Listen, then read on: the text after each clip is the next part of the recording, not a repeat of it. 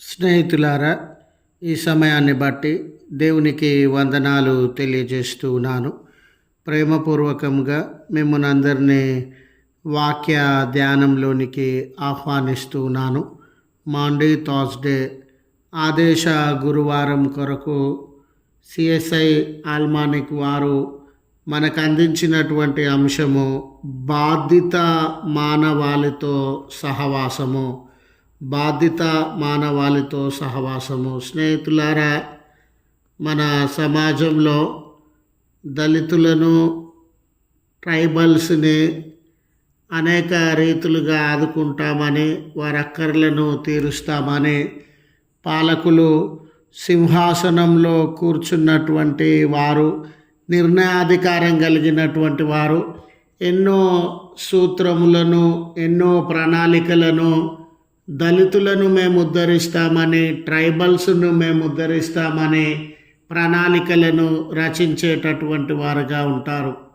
దళితులు, ట్రైబల్స్ అనేటటువంటి వారు కొంతమంది అండి.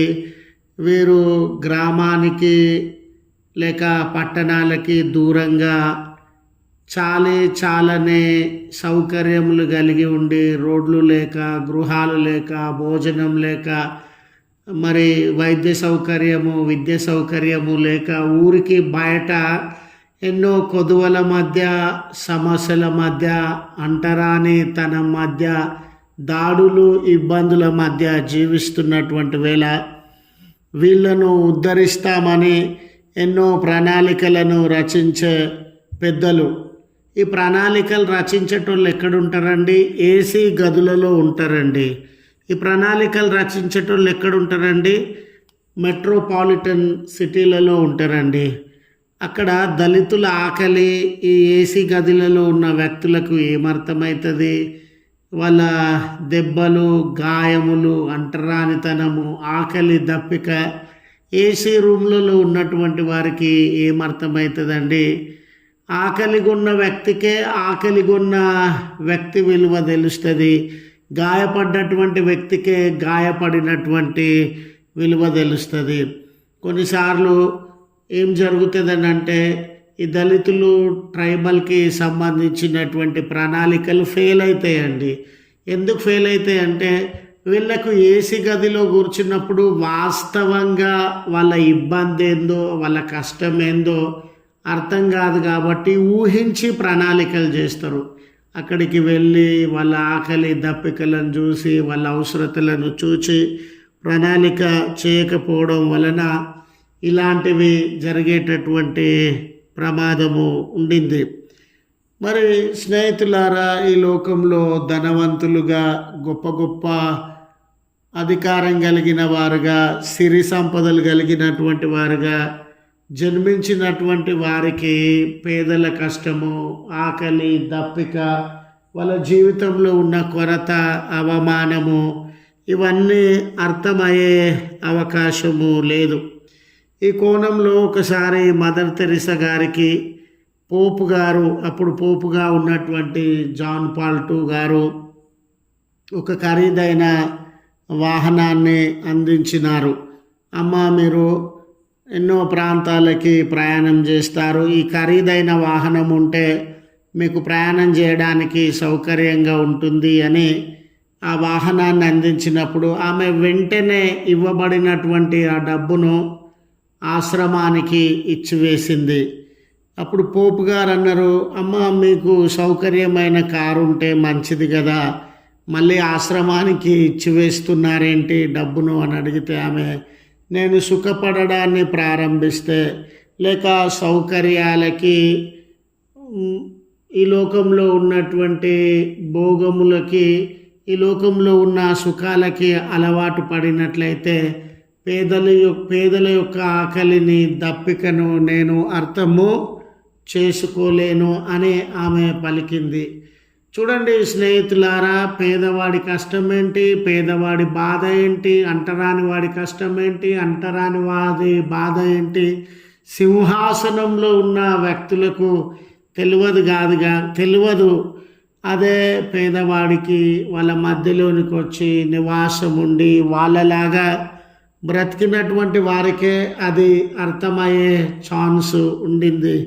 When it comes to our spiritual life, స్నేహితులారా, యేసు ప్రభుల వారు ఈ లోకంలో మీరు చూడండి, మానవాళిలో బాధితులు ఉన్నారండి. బాధితులు అంటే కులం పేర హింసింపబడినటువంటి వారు, మతం పేర హింసింపబడినటువంటి వారు, అంటరానితనం ద్వారా హింసింపబడినటువంటి వారు, ఆకలి దప్పికల ద్వారా హింసింపబడినటువంటి వారు, బలహీనులుగా అల్పసంఖ్యాకులుగా హింసింపబడినటువంటి వారు, వీళ్ళందరితో ఆయన సమానంగా ఈ లోకంలో జీవించడానికి, వాళ్ళ కష్టాలలోనికి శ్రమలలోనికి ఆయన దిగి వచ్చినటువంటి దేవుడుగా ఉన్నాడు. మానవులతో సహా అనుభవం కలిగి ఉండడానికి ఆయన ఈ మానవుడిగా జన్మించినాడు. పేదలతో సహానుభవం కలిగి ఉండడానికి పేదవాడిగా, మరి అక్కరలు దుఃఖము వేదన కొరత కలిగిన జనుల మధ్య వారికి లాగా ఒక సామాన్య మనిషిగా ఈ లోకంలో ఆయన జన్మించడం ద్వారా, జీవించడం ద్వారా వారితో సమానమైన అనుభవము. ఈరోజు స్నేహితులారా, నువ్వు ఒక బాధితుడిగా, ఏడుస్తున్నటువంటి వాడిగా, ఒక బాధితుడిగా ఎన్నో సమస్యలతో నలిగిపోయేటటువంటి వాడిగా ఉండవచ్చు. ఈ కష్టము నీ స్నేహితునికి, ఈ కష్టము నీ అధికారికి, ఈ కష్టము నీ పాలకునికి అర్థం కాకపోవచ్చు. కానీ దేవుడు నీకులాగానే యేసయ్య ఈ లోకంలో జీవించినాడు కనుక నీ ఆపదను ఆయన అర్థము చేసుకొనగలిగినటువంటి వాడుగా ఉన్నాడు. ఈనాటి లేఖన భాగములను గమనించినప్పుడు నిర్గమకాండము 12వ అధ్యాయము మొదటి 7 వచనాలను గమనించినట్లయితే, శ్రమనొందుతున్న జంతువులతో సమాన అనుభవం కలిగినటువంటి వాడుగా ఆయన ఉండినాడు. ఇశ్రాయేల్ జనాంగము ఐగుప్తు చెరలలో ఇబ్బందులను అనుభవిస్తున్నటువంటి వేళ వారికంటూ ఒక స్వేచ్ఛ, వారికంటూ దేశము, వారికంటూ గుర్తింపు, వారికంటూ సంతోషము, వారికంటూ గృహము, వారికంటూ భోజన పదార్థాలు లేకుండా ఒక పశువుల వలె బానిసలలాగా బ్రతుకుతున్నటువంటి తరుణంలో దేవుడు వారి కష్టాన్ని చూచి వారిని విమోచించడానికి ఈ లోకంలోనికి, మరి వారి మధ్యలోనికి మోషేను పంపినటువంటి వాడిగా ఉన్నాడు. అప్పుడు ఈ వారిని ఆ బంధకాలలో నుండి విమోచించడానికి ఆయన అద్భుతములు చేసినాడు కదండి. అప్పుడు పస్కా పశువును కూడా వధించాల్సి వచ్చింది, వాళ్ళను అదే బానిసత్వంలో నుండి విడుదల చేయడానికి. ఆ పస్కా పశువుకు సంబంధించినటువంటి అనేక ఆలోచనలు, నియమాలు వారికి అందించినటువంటి విధానాన్ని మనము గమనించవచ్చు. ఈ పస్కా పశువు అనే కాదండి, వాళ్ళు ఉదయ సాయంకాలాలు ప్రత్యేక దినాలలో వారి యొక్క పాపముల నుండి విమోచింపబడడానికి, దోషములు తీర్పు నుండి విమోచింపబడడానికి ఆ జంతువులను బలి ఇచ్చేటటువంటి వారుగా ఉన్నారు. అయితే వారు ఏ జంతువును పస్కా కొరకు, మరి ముఖ్యంగా ఏ జంతువును వారు ఎన్నిక చేసుకునవలసి ఉండినదో ఆ జంతువు నిర్దోషమైనదిగా, మగదిగా, అంటే మేలు ఉండాలండి, ప్రత్యేకపరచబడినదిగా దాన్ని వారు ఎన్నిక చేసుకొని దాన్ని చంపి రక్తాన్ని చిందించేటటువంటి వారు. ఈ విధానమును గురించి లేవికాండము 22వ అధ్యాయము 20వ వచనం మొదలుకొని 21వ వచనం వరకు మనం గమనించగలము.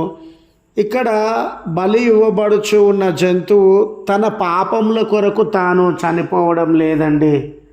ఇక్కడ పస్కా పశువు కానివ్వండి, మరొక బలి కానివ్వండి, ఆ జంతువు తన పాపముల కొరకు తాను చనిపోవడం లేదు.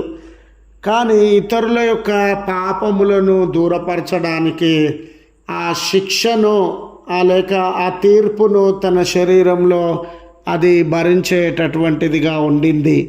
దాని శరీరం నలుగగొట్టబడుతూ ఉంది, దాని రక్తం పిండబడుతూ ఉంది, ఇతరుల తప్పిదముల కొరకు తాను బలి అవుతా ఉంది.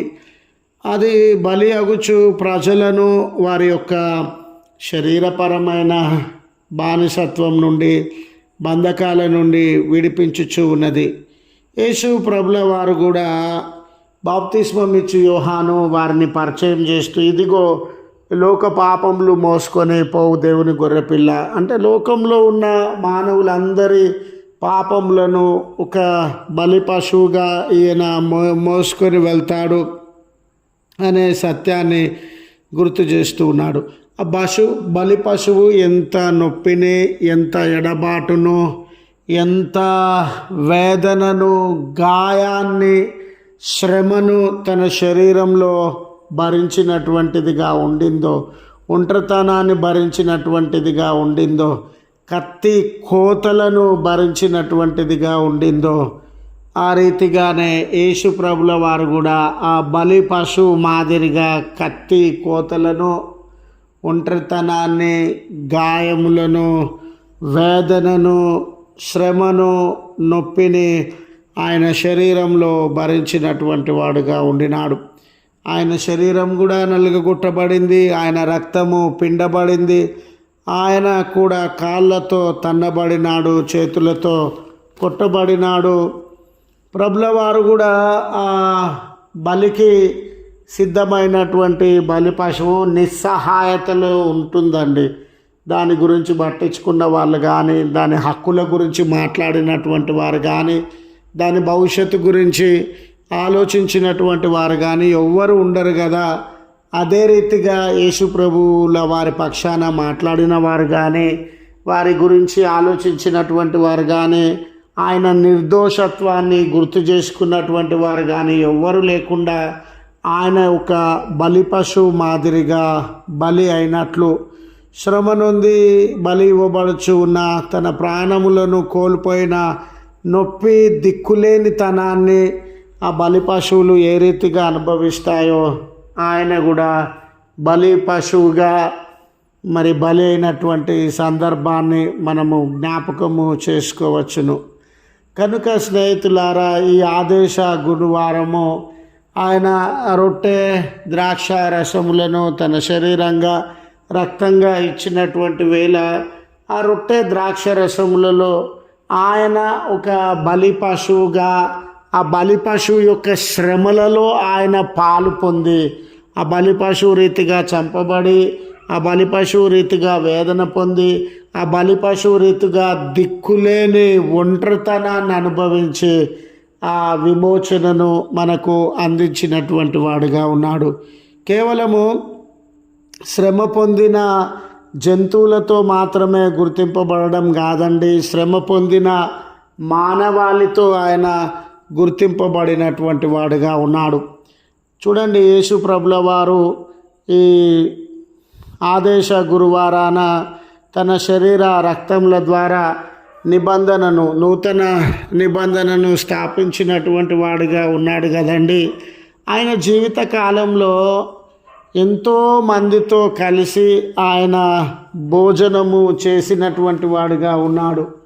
వెలివేయబడినటువంటి వారని, సమరయులని, కుష్ఠరోగులని, బలహీనులని, పేదలని, పాపులని, ఎంచబడినటువంటి వారితో ఆయన కలిసి భోజనము చేసినటువంటి వాడుగా ఉన్నాడు. ఒకరితో మనం కలిసి భోజనం చేస్తూ ఉన్నామనంటే దాని అర్థం ఏమిటంటే అది ఐక్యతకు గుర్తుగా ఉంది, సమానత్వానికి గుర్తుగా ఉంది, సహవాసానికి గుర్తుగా ఉంది. ఇవన్నీ అండి యేసు ప్రభువు ఆ పేదలతో గుర్తింపబడచ్చు, మరి బలహీనులతో గుర్తింపబడచ్చు, కుష్ఠరోగులతో గుర్తింపబడచ్చు, అంటరాని వారితో గుర్తింపబడచ్చు, ఆనాడు పాపులుగా పిలుపబడినటువంటి వారితో గుర్తింపబడచ్చు. ఆయన వారితో కలిసి ఈ భోజనములను చేసినటువంటి వాడుగా ఉన్నాడు. చివరి రాత్రి భోజనంలో కూడా ఆయన చుట్టూ కూర్చున్న వారందరూ పేదలు, వెలివేయబడినటువంటి వారు, సమాజంలో పేరు ప్రతిష్టతలు లేనటువంటి వారు, దిక్కులేనటువంటి వారు, ఒక్కొక్కరు ఒక్కొక్క బలహీనత కలిగినటువంటి వారు ఆయన చుట్టూ ఉండడాన్ని మనం గమనిస్తాం. యాకోబు యోహానులు అధికార కాంక్ష కలిగినటువంటి వారుగా, పేతురు తొందరపాటు కలిగినటువంటి వాడుగా, యూదా ధనాశ కలిగినటువంటి వాడుగా, లేవి పాపి అని పిలువబడుతున్నటువంటి వాడుగా, ఈ కుష్ఠరోగులు చూడండి, సమరయ స్త్రీ, పాపపు స్త్రీ, జక్కయ్య, వీళ్ళందరూ కూడా ఆనాటి సమాజం చేత పాపులుగా ఎంచబడి తిరస్కరించబడిన వారుగా ఉండినారు. వీళ్ళందరితో కలిసి భోజనం చేయడం వలన వారితో గుర్తింపబడినటువంటి వాడుగా, వారితో సహవాసం చేస్తున్నటువంటి వాడుగా, వారితో ఐక్యతను చాటుతున్నటువంటి వారుగా ప్రభుల వారు ఉండినట్లు మనము గమనిస్తూ ఉన్నాం. కాబట్టి స్నేహితులారా, ఈ దినాన నీ జీవితంలో నీవు ఏ రకమైనటువంటి ఐడెంటిటీ కలిగి ఉన్నావో చూడండి. లేవి వలె తిరస్కరింపబడినావా? సమరయ స్త్రీ వలె దూషింపబడినావా? జక్కయ్య వలె చెడ్డవాడు, మోసగాడు అని పిలువబడుతూ ఉన్నావా? బలహీనుడుగా, అనారోగ్యం కలిగినటువంటి వాడవుగా, ప్రజలందరూ నిన్ను విమర్శించి నీ మీద నేరము మోపినటువంటి వాడవుగా ఉన్నావేమో. ఆ శ్రమ, ఆ నొప్పిలో నీతో కూడా సమానమైన అనుభవం కలిగిన వాడుగా ప్రభువు ఉండినాడు. నీ జీవితంలో ఏ ఆయాసాన్ని అయితే కలిగి ఉన్నావో, ఏ తిరస్కారాన్ని అయితే కలిగి ఉన్నావో, ఏ బలహీనతను అయితే కలిగి ఉన్నావో, ప్రభుల వారు కూడా వాటన్నిటినీ అనుభవించినటువంటి వాడుగా ఉండినాడు.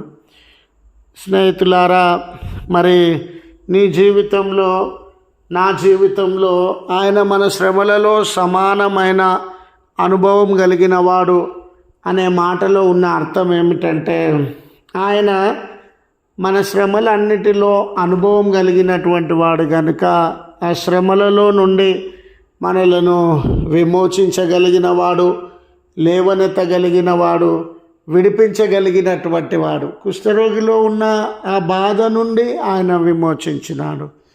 లేక జక్కయ్యలో ఉన్నటువంటి ఆ చెడ్డ పేరు, రక్షణ లేనటువంటి జీవితంలో నుండి ఆయన విడిపించగలిగినటువంటి వాడు. ఆయన శ్రమలలో ఉన్న మానవాళితో గుర్తింపబడుచు ఆ శ్రమలలో ఆయన పాలు పంపులు పొందుతూ వారిని విమోచించడానికి ఈ లోకంలో వచ్చి ఉన్నటువంటి వాడిగా ఉన్నాడు. ఈ రొట్టె విరచబడినటువంటి స్థితిలో ఉండింది, ద్రాక్షారసము పిండబడినటువంటి స్థితిలో ఉండింది. ఈ రెండు కూడా నలిగిపోయిన జీవితానికి, శ్రమలలో ఉన్న జీవితానికి, తిరస్కరింపబడిన జీవితానికి, కొట్టబడిన, తిట్టబడిన, వెలివేయబడిన జీవితాలకి గుర్తుగా ఉన్నవండి. గోధుమ గింజ ఎంత ముక్కలుగా చేయబడితే, గోధుమ గింజ ఎన్ని శ్రమలను అనుభవిస్తే అది రొట్టెగా తయారైంది. లేక ద్రాక్షారసము, గ్రేప్స్, ద్రాక్ష ఫలములు అనేవి ఎంతగా నలుగుగొట్టబడడం వలన అవి ద్రాక్ష రసముగా మారినవి. ఈరోజు ఇలాంటి జీవితాన్ని, అంటే కొట్టబడిన, తిట్టబడిన, వెలివేయబడిన, కొదువగలిగిన, అవమానము, తిరస్కారములతో కూడినటువంటి జీవితాన్ని ఎంతోమంది అనుభవించుచున్నటువంటి వేళ, ఇది ఆయన శరీర రక్తములలో లేక ఆయన శిలువ మరణంలో మనం ఏం గమనిస్తూ ఉన్నామనంటే, కొట్టబడిన స్థితి, తిట్టబడిన స్థితి, తిరస్కారానికి లోనైనటువంటి స్థితి. అంటే నీకు లాంటి అనుభవము ప్రభుల వారు కూడా కలిగి ఉన్నారు అనే సత్యాన్ని తెలియజేస్తూ, కాబట్టి నీ కష్టమేంటో ఆయనకు తెలుసు, నీ శ్రమ ఏంటో ఆయనకు తెలుసు, నీ కన్నీళ్ళు ఏంటో ఆయనకు తెలుసు. కావున నిన్ను వాటి నుండి విడిపించగలడు అని గుర్తు చేస్తూ ఈ మాటలను ముగిస్తూ ఉన్నాను. త్రియేక దేవుని దివ్య సన్నిధి, ఆయన కాపుదల, నడిపింపు మనందరికీ సదాకాలము తోడు నీడై ఉండి నడిపించునుగాక. ఆమెన్.